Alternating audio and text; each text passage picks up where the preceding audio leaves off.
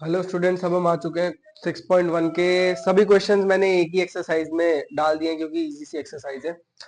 पहले तो हमारे फिल इन द ब्लैंक्स है। फिल इन द ब्लैंक्स क्या कह रहे हैं, मैंने यहाँ पे लिखे नहीं है, बहुत सारे थे। पहला फिल इन द ब्लैंक्स है ऑल सर्कल्स आर डैश। भाई मैंने इससे पिछले वाली जो इंट्रोडक्शन वीडियो थी, मैंने इंट्रोडक्शन वीडियो में बहुत क्लियरली समझाया था कि जितने भी सर्कल्स होते हैं सारे सिमिलर होते हैं। क्यों? क्योंकि एक सर्कल को बड़ा या छोटा कर दो तो एक दूसरे के ऊपर फिट हो सकता है। मैंने ये भी बताया था। अगला हमारा जो है second, all squares are similar. Squares भी सारे सिमिलर होते हैं।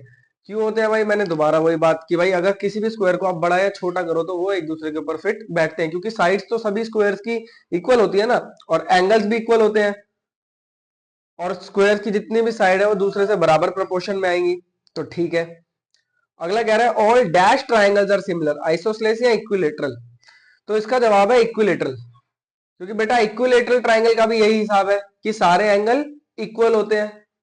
सारे एंगल अगर इक्वल है, साइड्स तो चाहे इक्वल ना भी हो पर प्रोपोर्शन में तो है, सारी की सारी साइड सारी बराबर है। 6 6 6 होंगी, या 10 10 10 होंगी, या 12 12 12 होंगी, 15 15 15। साइड तो सारी इक्वल होंगी ना, और एंगल्स भी इक्वल है। तो एक इक्विलेटरल ट्राइंगल को बड़ा करो छोटा करो सेम ही तो रहता है, तो सिमिलर हो गया। ठीक है। अगला फोर्थ वाला फिल इन द ब्लैंक कह रहा है two polygons of the same number of sides are similar. Two polygon से सिमिलर तब है if their corresponding angles are equal. Angles equal होने चाहिए, ठीक है, and their corresponding sides are proportional. Sides proportional हो सकती है। प्रोपोर्शनल मतलब साइड्स का जो रेशो है वो बराबर होना चाहिए। अगला देखो, क्वेश्चन 2 कह रहा है give to examples of pair of similar figure. Similar figure के एग्जांपल दो, दे दिए मैंने। मैंने क्या किया, दो इक्विलेटरल ट्राइंगल बना दिए, एक 6 6 6 साइड का, एक 10 10 10 साइड का। रूल क्या कहता है हमारा? रूल कहता है एंगल इक्वल होने चाहिए, तो यहां सारे एंगल इक्वल है, और साइड्स प्रोपोर्शनल होनी चाहिए। तो साइड्स प्रोपोर्शनल है, 6/10 6/10 6/10।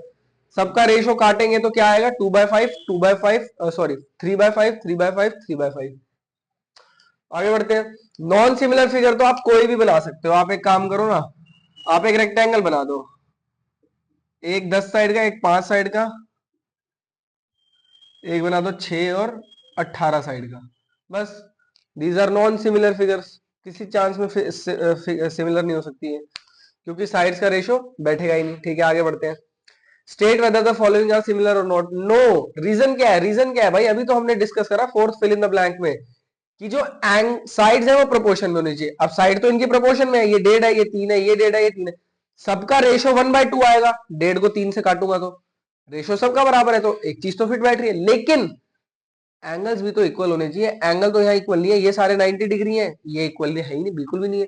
तो ये फिगर को मैं बड़ा या छोटा करूं, कभी भी ये ऐसी बन सकती है? बिल्कुल नहीं। तो बस 6.1 यहीं पे खत्म होती है। अब हम बढ़ते हैं 6.2 की तरफ। 6.2 से पहले हमारी थ्योरम आती है जिसका नाम है बीपीटी थ्योरम या फिर थेल्स थ्योरम। वो थ्योरम बहुत जरूरी है, पहले मैं उसकी वीडियो अलग से बनाऊंगा। एक बार आप वो थ्योरम समझ गए तो आगे के क्वेश्चंस बहुत ही आसान है। फिर भी आगे वाले किन्हीं चैप्टर्स में आपको कोई दिक्कत आती है तो मैंने नीचे अपना डिटेल्स डाली है, कॉन्टैक्ट नंबर डाल दिया है प्लेलिस्ट के डिस्क्रिप्शन वगैरह में, तो आप लोग वहां से जाके समझ सकते हो, या कोई डाउट आए तो आप मेरे को कॉन्टैक्ट कर सकते हो।